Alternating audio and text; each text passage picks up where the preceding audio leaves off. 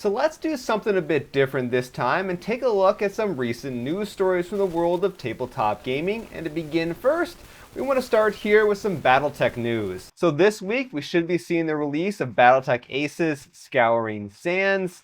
I say we should, at least that's what my local tabletop game store is telling me. Though to be completely honest with you, he was a bit wishy-washy in terms of how many units he expected to get in and whether or not I would be able to get one this week, so we will see what happens. Anyway, Battletech Aces, of course, is the card-driven AI system for Battletech Alpha Strike, allowing you to play the game in a sort of co-op or solo mode, and there's also a branching campaign system to it, and assuming that I do get a copy of this sometime soon, we'll be taking a first look at it, hopefully not too far in the future. So jumping over to a different science fiction tabletop games franchise company thing, we've got Atomic Mass Games with something they call a mini Stravaganza. It's an online event, I guess, or something where they just showed off a bunch of new stuff for Star Wars Legion, Star Wars Shatterpoint, and Marvel Crisis Protocol. Let's start with Legion. So for the roadmap, upcoming releases, we saw a whole bunch of new miniatures and some new cards here. I think one of the big highlights is going to be Grand Admiral Thrawn. A lot of people are probably interested in that character and bringing them into Legion. Further down here, I mean, this list goes on. There's a lot of different things to take a look at. We got Luke Skywalker and Han Solo riding the Tauntauns over on Hoth. Another interesting pack here is going to be the Jedi Council from the prequel movies. And for me, I think my most favorite unit in terms of what I'm liking to see is going to be these characters right here, the Guerrilla Troopers, which are Rebel forces, which use scavenged Stormtrooper armor. And if I'm understanding everything correctly, these are actually brand new to the Star Wars universe. They were things that Atomic Mass Games worked with Lucasfilm or Disney, whoever manages that franchise these days, to actually create. One funny little note I noticed with these guys, if you look at some of the miniatures, their feet are not on the bases, which just kind of makes me wonder that for the 3D renders they use for these preview shots, as if maybe these bases are added in post for some reason. They're not like the bases are not actually part of the 3D model. I don't know. Just some random observation I make as someone who designs gaming miniatures from time to time. Let's jump over to Star Wars Shatterpoint. For this mini Stravaganza, we get a collection of characters that I'm not entirely sure who asked for them. I certainly would not. But that, of course, would be the main characters from the sequel trilogy of episodes 7, 8, and 9. So if you really want to play these guys, they're going to be coming out soon for Star Wars Shatterpoint. We see a few more characters from the new franchise, including here Captain Phasma, who is arguably maybe the second most useless character from those particular movies. Because for some strange reason with her and Snoke, they were both like, hey, look at us, we're different. And then they're both kind of pointless and don't really do anything except die. So then finally, from the mini Stravaganza, we saw a whole bunch of upcoming things from Marvel Crisis Protocol. Now, I know absolutely nothing about the comic book world, so I have no idea who these guys are, and I'm assuming that if you do, you've probably already went ahead and checked out this page of upcoming releases. So let's move on to something I do know a little bit more about by heading over to GW Land. In an annual tradition, Games Workshop has their Christmas Battleforces up for pre-order, and at the time that I'm recording this, several of them are actually still available.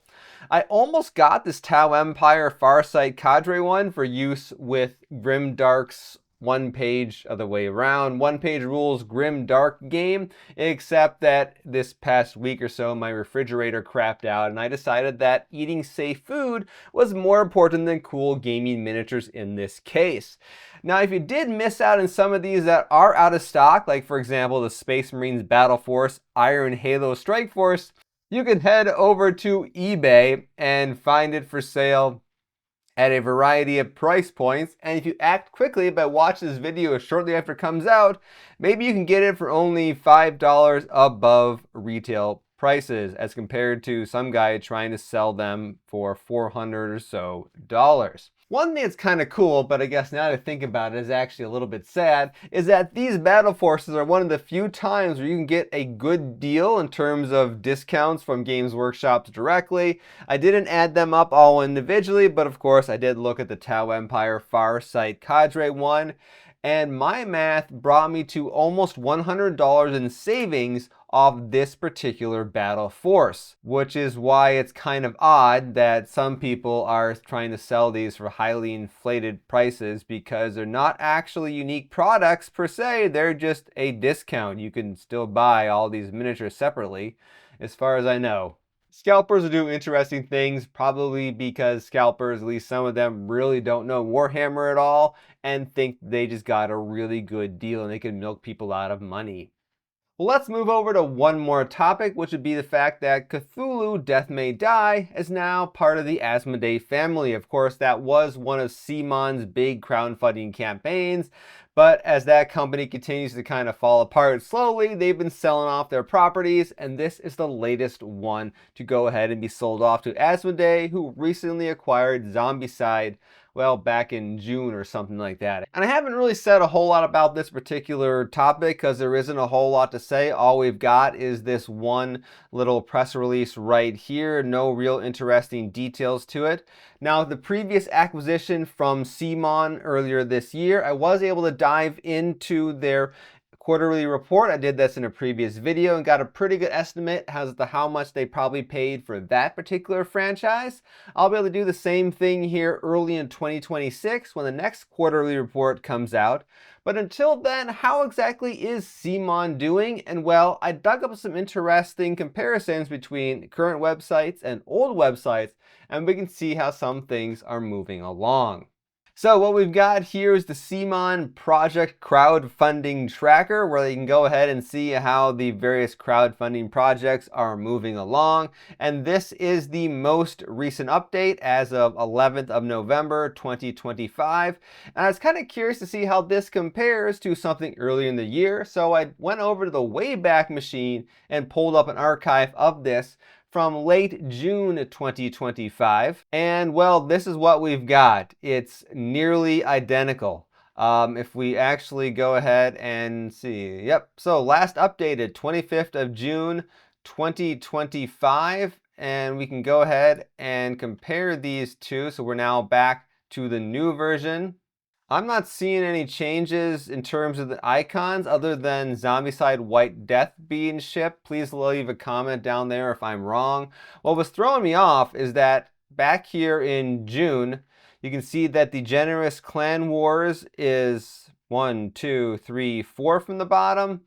It has now been moved to the bottom because it no longer has an estimated ship date, which caused God of War to move up. And I thought, therefore, God of War had a few new icons added to it, but that does not appear to be the case. That was just some shifting in the rows and a bit of an optical illusion. However, there is another tab here on this page, which is the pre-order page. So let's take a look at that.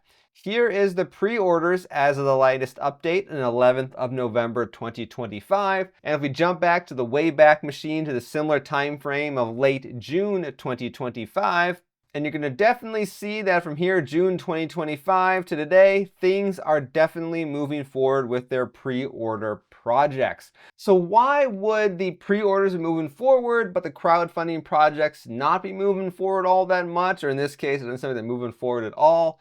Well, I've looked, of course, at the financial records that are available for CMON, and things don't look great. And the reality is that when it comes to pre-orders, they're treated a lot differently than crowdfunding. The honest reality is that crowdfunding doesn't have to be fulfilled. It can just kind of be silently pushed away. You'll get a lot of angry people, but there is no real obligation to fulfill that. Whereas with pre-orders, there's definitely a stronger legal obligation to fulfill those. So hypothetically speaking, if CMON is indeed financially collapsing and they will be insolvent sometime in the not too distant future, they're going to want to prioritize their pre-orders to get those out because of the increased legal liability with them. So how is that for a nice happy way to end this video? Anyway, I'm Jason, the creator of the Tabletop Battlefield. I want to thank you guys all for watching. If you're here in the United States, have a happy Thanksgiving.